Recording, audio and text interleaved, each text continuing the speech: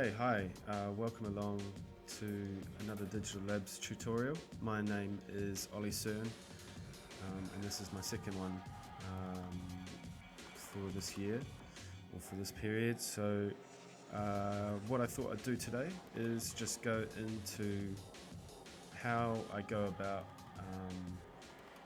creating breaks. So creating breaks from original files or original samples, something that you've sampled from somewhere, or you've got from a sample pack, or even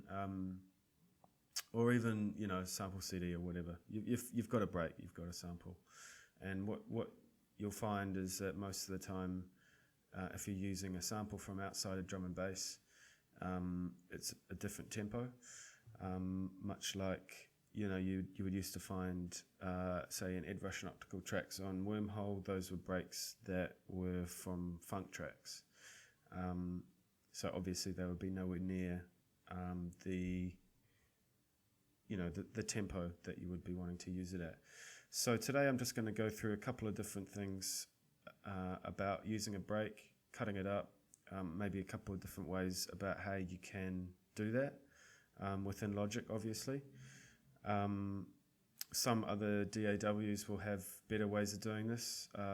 You know, maybe you have a better way of doing this in Logic, but for the purpose of today's tutorial, I'm just going to run you through how I do it, and hopefully you can take something away from that.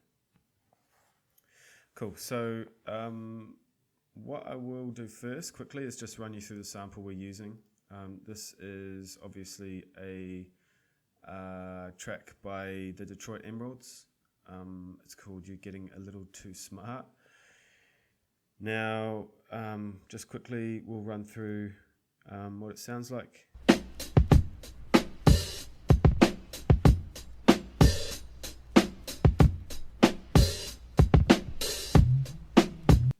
Cool. Pretty cool. I really like this break. It's been used quite a lot, actually. It's been used by like Wu-Tang, it's been used by Kendrick Lamar, but more importantly, for the for today's sort of tutorial, we'll show it in a drum and bass format. It's been used by Digital in one of my favorite tunes of his called Gate Man. Take a listen.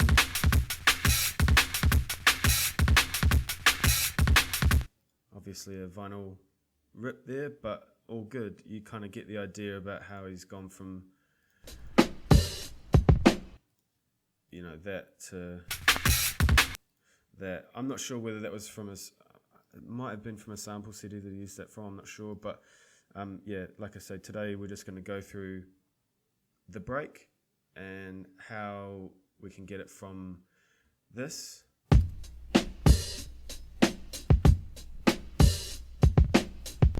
into something that's usable for a drum and bass track. Now, I can't promise that it will be as good sounding as the one in Gate Man, but, you know, it might be better. It might be better if you guys do it a particular way. I don't know. Anyway, so we're going to try out our first technique here, and this is like quite a cool, quick one that I found through Logic. I haven't actually used this that much. I'll explain why.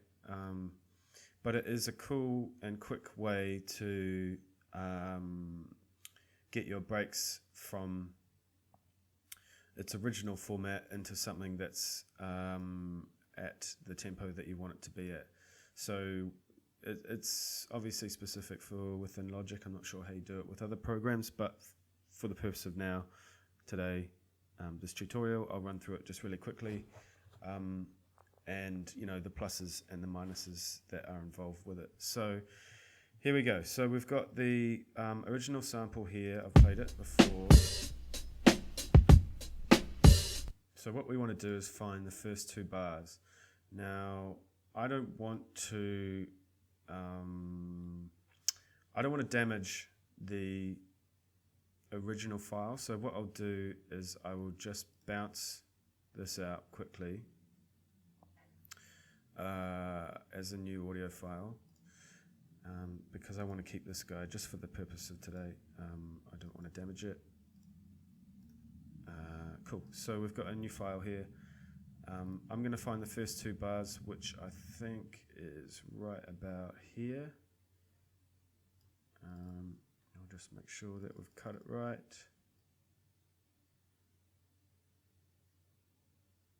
Cool. Slice the 0 off the end.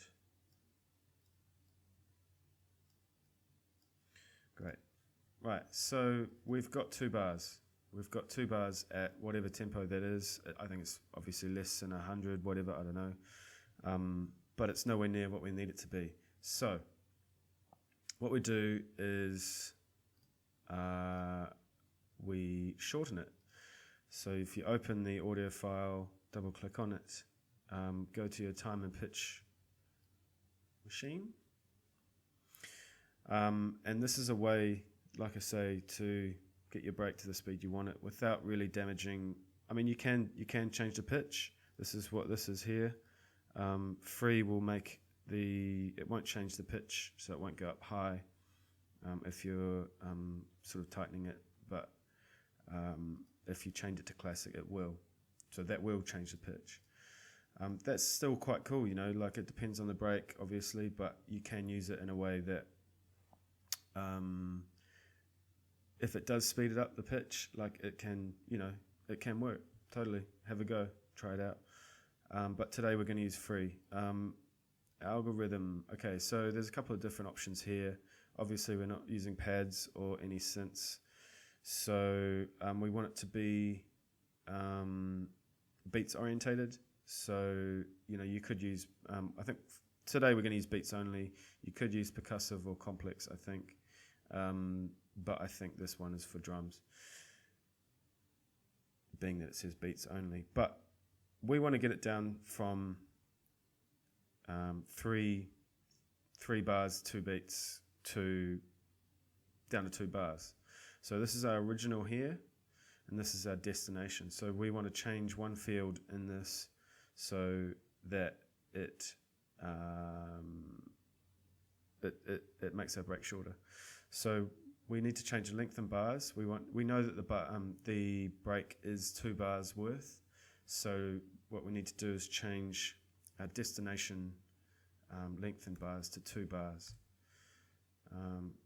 Cool. So it's going to change it from what it is originally, which is here, into 2 bars. Now, going back to why I recorded it, I just bounced the region out, because if I actually do that to the original file, then that's going to change the original file, which is what I don't want to do. I don't want to work destructively.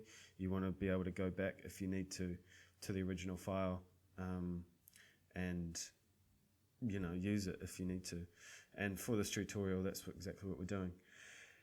Anyway, cool. So all you do, you've changed the length in bars. Click process and paste, and it will do that quick smart. So now what we have here is it's gone from 3 and a bit bars down to 2. So let's have a quick listen and see what it sounds like. Cool. Rolls over nicely. It's shortened it. It's great. It's quick, and you know, I think it's awesome. The downside, and the reason why I don't use it too often, is because what it does is it shortens the hits. So from the original file, you know, the space between the kick and the snare has been shortened a lot. Now,